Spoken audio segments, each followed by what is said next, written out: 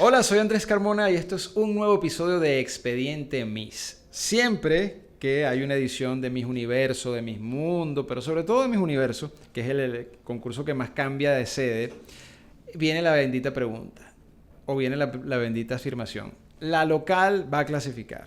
Es en México, Miss México no falla. Es en Turquía, Miss Turquía no falla en la finalista. En este episodio y otros más vamos a ir haciendo un paseo por la historia del Miss Universo y vamos a ir dándonos cuenta si realmente este mito es cierto o no. Siempre la local entra dentro de las finalistas, clasifica. Vamos a ver si eso es cierto.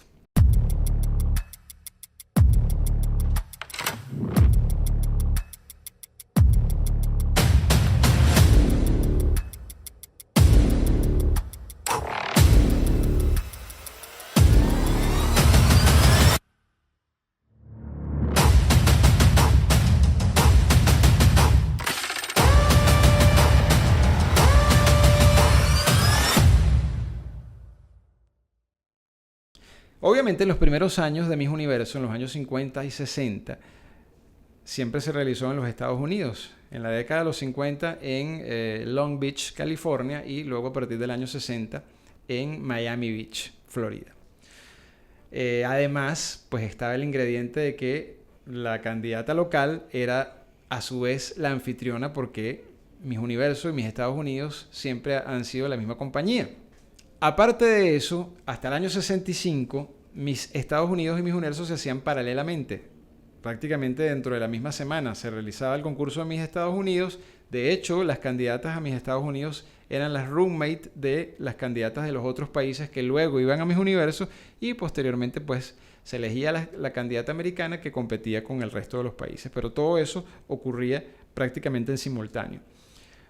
Como era de esperarse, pues en estos primeros años, siempre la candidata local, que era la candidata americana, clasificó entre las semifinalistas. La única excepción fue en 1957 con la candidata Mariona Gage, que no es que no clasificó, sino que fue descalificada porque se descubrió que era madre soltera o era madre de un niño. Ahorita no pasaría eso, no tendría ese problema porque ya pueden concursar mujeres de todos los estatus civiles y de cualquier edad, pero bueno, en aquel momento fue un gran escándalo el año que se coronó Gladys Sender, la primera latinoamericana que ganara el título de Miss Universo. Y bueno, siempre clasificó Estados Unidos siendo anfitrión en estos primeros años. Les cuento que, como dato curioso, la única candidata que fue doblemente local en esa época, porque además de americana, era Miss California, cuando el concurso se realizaba en Long Beach, fue en 1959. Terry Huntington se llamaba ella.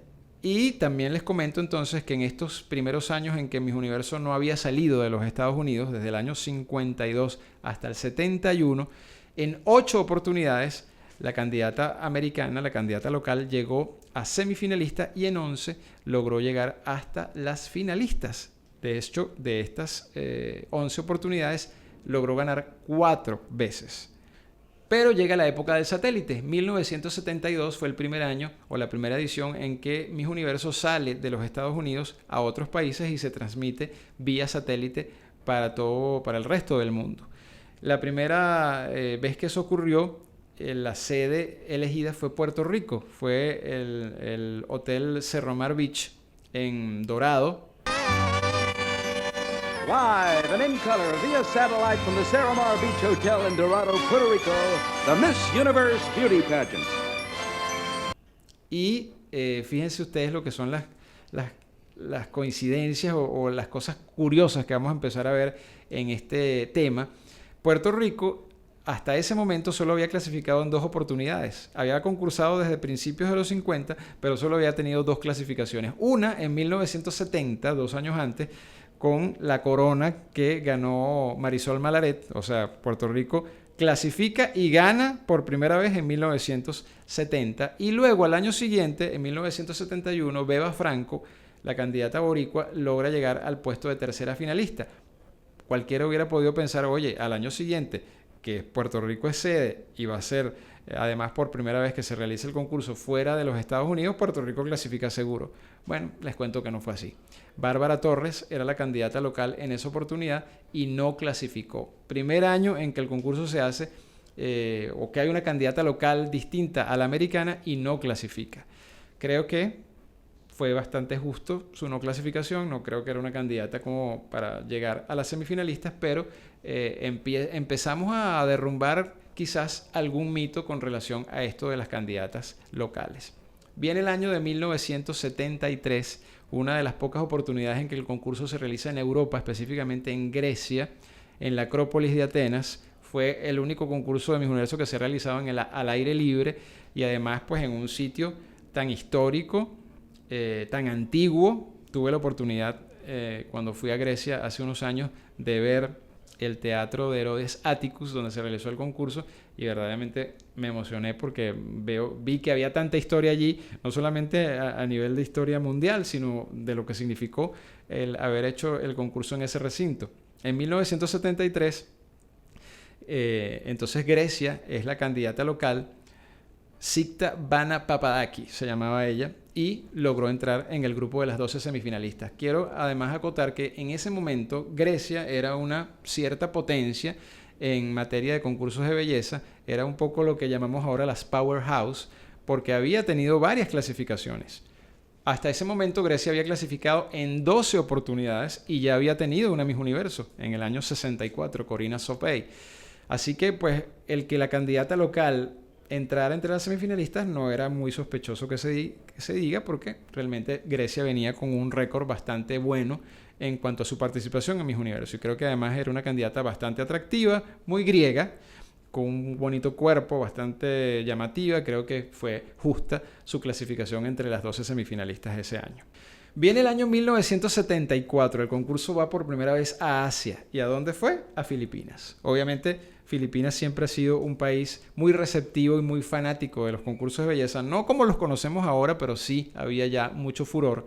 Y además pues había tenido una participación medianamente destacada en Miss Universo, había tenido 7 clasificaciones, pero ya tenía 2 ganadoras, ya tenía 2 Miss Universos, una en el año 69, Gloria Díaz, y en el año 73, Margarita Morán.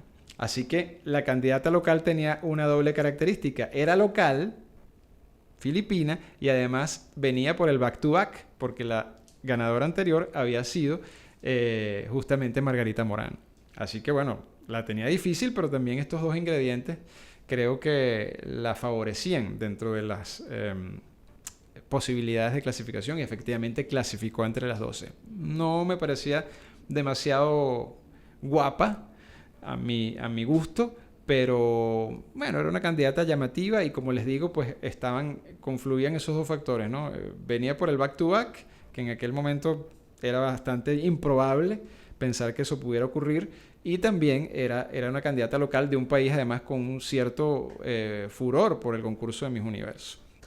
Nos vamos al año 1975, un año muy importante por lo que está a punto de ocurrir con el Miss Universo de esta edición 2023, y es que es la primera vez que el concurso se va a El Salvador, a Centroamérica, un país muy pequeño, un país que además pues estaba en una situación política convulsa, no parecía como muy idóneo para albergar un concurso de las dimensiones que era el Miss Universo en aquel entonces, sobre todo con una maquinaria súper fuerte de la CBS, con una inversión a nivel económico fuerte, pero bueno, lograron hacerlo allí, justamente en el mismo recinto donde va a ser en este 2023, en el Gimnasio Nacional, que ahora creo que va a cambiar de nombre.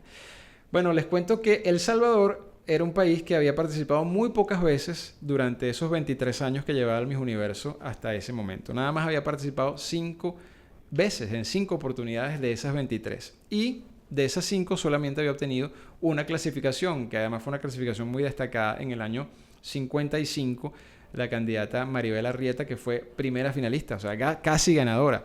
Una candidata muy recordada por los historiadores del concurso de Miss Universo porque muchos aseguran que era prácticamente la doble de Marilyn Monroe. Muy parecida fenotípicamente y bastante curioso porque, como les digo, venía de un país que no se caracteriza precisamente por su población rubia, ni con estas características sajonas, podríamos decirlo de esa manera. La candidata local ese año se llamaba Carmen Elena Figueroa y logró clasificar entre las 12 semifinalistas. Aquí sí yo creo que me atrevería a decir, y espero no se disgusten los salvadoreños con esto, que sí jugó un papel importante el ser la candidata local. No creo que era una candidata que físicamente destacaba, por lo menos con los parámetros de belleza de aquel entonces. Era una candidata simpática, hablaba inglés si mal no recuerdo, que creo que esto puede haber sido importante, pero no creo que era una candidata como para entrar entre las semifinalistas. De hecho, fíjense que ese año nosotros en Venezuela no entramos en el cuadro, a pesar de llevar una candidata con un alto nivel de favoritismo como fue Maritza Pineda en aquella oportunidad.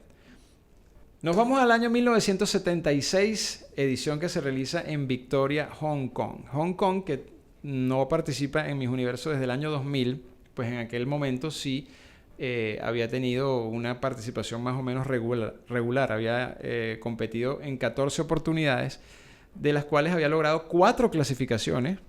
No es nada despreciable, y además de esas 4, 2 de sus candidatas habían llegado al top 5. Así que bueno, sí y no, podríamos decirlo en este caso. Yo sí creo que aquí también privó y tuvo mucha importancia el tema de ser local, porque Rowena Lamb, que era la candidata de ese año, no era una candidata, pues creo yo, con nivel para entrar entre las semifinalistas. Si la comparamos además con el resto, vamos a ver notorias diferencias de estatura, fenotípicas. Así que bueno, creo que allí y más adelante voy a explicar un poquito cómo el sistema de votación de aquel entonces influía también en este sentido. Creo que la candidata local estaba bastante protegida por ese sistema de votación. No creo que era una candidata para entrar en el cuadro de finalistas, pero bueno, allí la vimos entre las 12. 1977, el concurso llega a la República Dominicana, Santo Domingo. Y curiosamente, ha pasado mucho tiempo y uno dice, ¿y República Dominicana? Por supuesto, una powerhouse de Latinoamérica, una isla que siempre envía candidatas muy fuertes, Magali Feble. Bueno, nada de eso existía en aquel entonces. República Dominicana era un país que nunca había clasificado dentro de las 14 oportunidades que había competido en Miss Universo hasta ese momento. Insólito, pero es así. Así que una finalista o una semifinalista dominicana en aquel concurso, siendo candidata local, pues era sospechoso. No me van a decir que no. De hecho, tanto Hong Kong, que fue el caso anterior, como República Dominicana, luego de esta clasificación con sus candidatas locales, no volvieron a entrar entre las semifinalistas, sino hasta el año 88. Casualmente, los dos países. Blanca Aurora Sardiñas, que era la candidata dominicana de ese año, yo creo que era una candidata adelantada a su época. Creo que era una candidata estilo IMG. ¿Por qué? Era una candidata con buen porte, sí lo era, alta, con bonito cuerpo, hablaba inglés, cosa que era bastante poco frecuente en aquel entonces con las candidatas latinas, casi ninguna hablaba inglés fluido. Así que yo creo que, y bueno, mis amigos dominicanos de aquella época quizás podrán corroborar o no lo que estoy diciendo. Yo sí creo que buscaron una candidata que cumpliera un cierto perfil, como además ella se proyectaba como una mujer como muy madura, no era la típica niñita colegiala, casi adolescente que uno veía con cierta frecuencia en el concurso de Miss Universo en aquel momento. Era una candidata como más plantada, no me acuerdo cuántos años tenía, pero era bastante seria, bastante proyectada como ser una mujer ya más adulta. La cara no la ayudaba, es la verdad, no era muy bonita de cara, por lo menos en aquel entonces. Creo que quizás con unos arreglitos como los que se hacen ahora, pues hubiese sido una candidata más vistosa, pero sí creo que allí también funcionó mucho el tema de ser local, porque fíjense que la República Dominicana, con candidatas inclusive más bonitas en años anteriores, no había llegado a semifinalistas, y ese año sí lo logró por primera vez. Llegamos a 1978, la primera oportunidad en que Miss Universo se transmite desde México. En este caso fue desde el puerto de Acapulco, en el estado de Guerrero. Además, se hicieron también grabaciones en otras sedes o subsedes en México. Fue un concurso con mucha cobertura de la prensa, con mucha inversión, dicen, del gobierno en aquel entonces. Y también podría suceder lo mismo que les estoy diciendo con el tema de República Dominicana. Hoy día podríamos decir México, imagínate, una potencia en materia de concursos de belleza actualmente, que ha clasificado muchísimas veces, que ha tenido ganadoras, que tiene a Lupita Jones. Bueno, nada de eso existía tampoco en 1978. Era un México muy distinto a nivel de su participación en concursos de belleza. De hecho, les cuento que para aquel entonces México había concursado en 21 oportunidades y solo había clasificado en 3 ediciones, que además habían sido en los inicios de la década del 50. Había tenido 2 semifinalistas y una tercera finalista. Más nada. De hecho, para 1978 México tenía 21 años que no clasificaba a Miss Universo. Así que también una semifinalista mexicana en aquel concurso era sospechoso. En esta oportunidad le correspondió a Alba Margarita Cervera Labat el honor y la satisfacción de haber representado a su país como local en esa edición de 1978. Y aquí sí quiero hacer un inciso porque esos videos de ese concurso están en YouTube, están en esta plataforma. Y si nos ponemos a ver, yo creo que allí hubo también una búsqueda de una candidata que tuviese un cierto perfil, como el del año anterior de la dominicana, y sobre todo el tema del inglés, que hablara inglés, porque siento que la candidata más bonita de México en esa edición fue la candidata que quedó de segunda. Marta Ortiz se llamaba ella, fue la candidata que de hecho fue al Miss Mundo y quedó de tercera finalista en Miss Mundo. Creo que era una candidata mucho más bella, mucho más llamativa, con un look mucho más internacional, más alta. Era verdaderamente una candidata muy, muy atractiva, que creo que hubiese sido como local un hit para México. Creo que hubiese sido una candidata que con mucha más legitimidad hubiese clasificado entre esas semifinalistas, porque Alba Margarita era una candidata bonita, simpática, graciosa, pero tampoco creo que era demasiado destacada dentro del grupo de candidatas de ese año. Sin embargo, pues llegó a semifinalista y ocupó finalmente la posición número 9, si mal no recuerdo, en la clasificación final, que además por primera vez se hacía con el método de los terminales de computadora. Llegamos a 1979, el último año de la década de los 70, que además es un año que los venezolanos seguimos teniendo en nuestra mente y en nuestros corazones, porque fue el primer año en que Venezuela gana la corona de Miss Universo con Maritza Sayalero, en esta oportunidad en Perth, Australia. Aquí pasa algo interesante y con lo que quiero cerrar este capítulo de la década de los 70, y es que en el 79 se modifica el sistema de votación desde la competencia preliminar. En el año anterior, en el 78, es el primer año en que nosotros vemos reflejado en el concurso los puntajes de los jueces en la noche final, pero la decisión sobre el grupo de 12 semifinalistas entiendo que no se hizo ese año con los terminales de computadora, sino de la manera manual, que ya más adelante les voy a explicar para dar una conclusión sobre este episodio. En el 79 sí empieza a realizarse la votación por terminales de computadora desde la competencia preliminar, es decir, desde que se empieza a evaluar a las 75 candidatas que hubo ese año. Así que allí vamos a encontrar una diferencia importante y razón por la cual probablemente la candidata local de ese año, Carrie Dunderdale, no logra llegar al grupo de 12 semifinalistas. Cosa que venía pasando desde el año 73 ininterrumpidamente. En el 73 con Grecia, 74 con Filipinas, 75 con El Salvador, 76 con Hong Kong, 77 con República Dominicana y el año anterior con México. Inclusive con candidatas de países que, como les he comentado, no habían clasificado nunca o tenían muchísimos años que no clasificaban. Sin embargo, Australia, que llevaba un buen récord de participaciones y de clasificaciones en Miss Universo hasta ese año, tenía una participación bastante destacada. Había participado 17 veces y de esas 17 veces había clasificado en 8 oportunidades. De hecho, de esas 8, 5 había llegado a finalista y ya tenían una Miss Universo en el año 72, que es Carrie Ann Wells. Así que una semifinalista australiana no hubiese sido tan sospechoso, hubiese sido bastante relativamente entendible. Creo que Kerry era una candidata bonita, era una candidata atractiva, no me parece que era tampoco así bellísima, pero creo que el factor fundamental de que no clasificara fue ese del cambio en el sistema de votación. ¿Por qué? Y con esto voy a concluir este capítulo del día de hoy dedicado a la década de los 70 y sus candidatas locales en Miss Universo.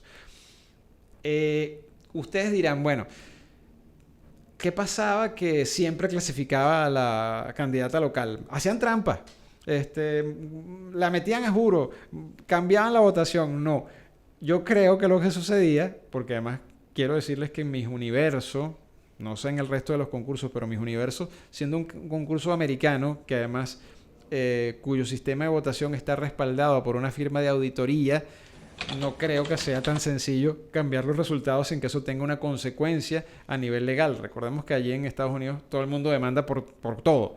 Así que creo que ahí ellos se cuidan bastante de hacer esas cosas de una manera por lo menos legal y transparente. Si era manipulada o no, pero que se pudiera comprobar que esos eran los números. Lo que sucedía era que hasta el año 78 las semifinalistas se elegían de una manera manual. El jurado es lo que hace actualmente.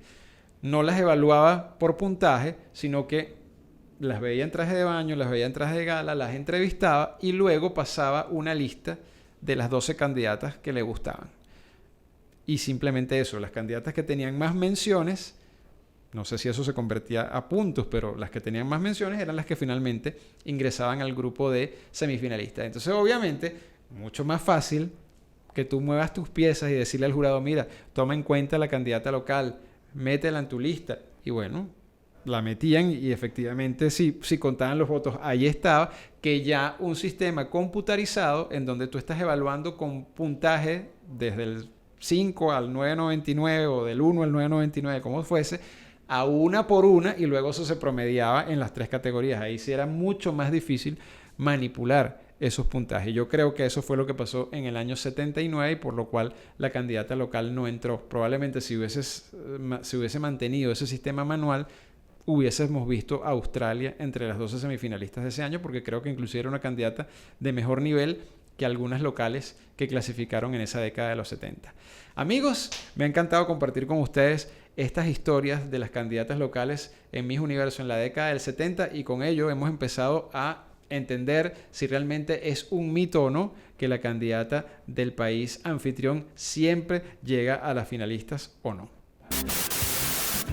Bueno, no hay de otra, chamo, porque es que aquí tengo que leer, o sea, si tuviese ¿Cuánto llevo hasta ahora? 12 minutos.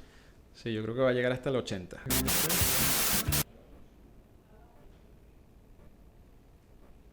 Chamo, se me perdió me aparece el mail donde tengo es el... ¿Qué es esto, chamo? Se te perdió. No me parece.